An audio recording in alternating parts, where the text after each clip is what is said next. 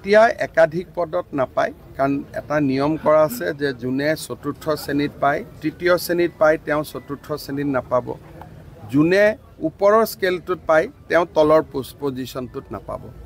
গতিকে এইবাৰ যাতে তেনেকুৱা ধৰণৰ ডাবল ক্যান্ডিডেট নহয় তাৰ বাবে এইবাৰ বহুতখিনি ব্যৱস্থা গ্ৰহণ কৰা হৈছে এইবাৰ ক্যান্ডিডেট লাভ হয় নহলে 1.5 হাজাৰ ল'ৰা ছোৱালীয়ে ডাবল পায় এইবাৰ আমি এটা ঠিক কৰিছো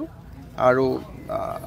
লাষ্টত কোনোবাই যদি ডাবল পায় আমি আৰু এটা চিন্তা কৰি আছো যে একেটা পোষ্টত দুটা হলে লটাৰী দি এটা কৰি যেতিয়া বহি নিৰীক্ষণ হ'ব তেতিয়া অসমৰ 6 জন বা 7 জন শিক্ষাবিদ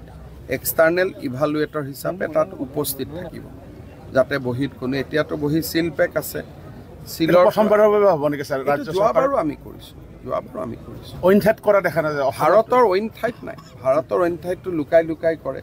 আজি এতিয়া মোক ইমান দিনা কংগ্ৰেছে সমালোচনা কৰিছিল ইন্টাৰনেট বন্ধ কিয় কৰিছে আজি ঝাৰখণ্ডত কংগ্ৰেছ চৰকাৰে পৰীক্ষা পাতিছে আজি তেওঁলোকে অসমৰ পৰা শিকি ইন্টাৰনেটটো বন্ধ কৰি দিছে যোৱা কালিলৈকে যি কংগ্ৰেছ দলে সমালোচনা কৰি আছিল ইন্টাৰনেট কিয় বন্ধ কৰিছে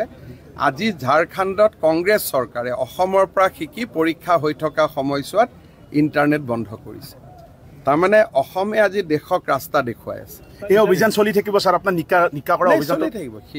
এপইন্টমেন্ট গণ্ডগোল নাই বিশেষকৈ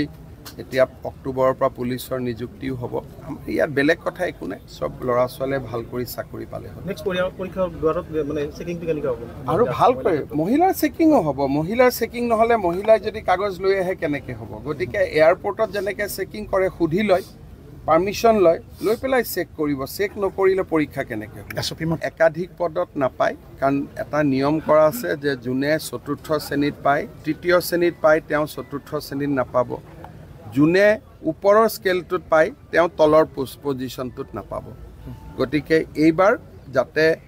তেনেকুৱা ধৰণৰ ডাবল ক্যান্ডিডেট নহয় তাৰ বাবে এইবাৰ বহুতখিনি ব্যৱস্থা গ্ৰহণ কৰা হৈছে এইবাৰ ক্যান্ডিডেট লাভ হয় নহলে 1.5 হাজাৰ ল'ৰা ছোৱালীয়ে ডাবল পায় এইবাৰ আমি এটা ঠিক কৰিছো আৰু লাষ্টত কোনোবাই যদি ডাবল পায় আমি আৰু এটা চিন্তা কৰি আছো যে একেটা পোষ্টত দুটা হলে লটাৰী দি এটা কৰি যেতিয়া বহি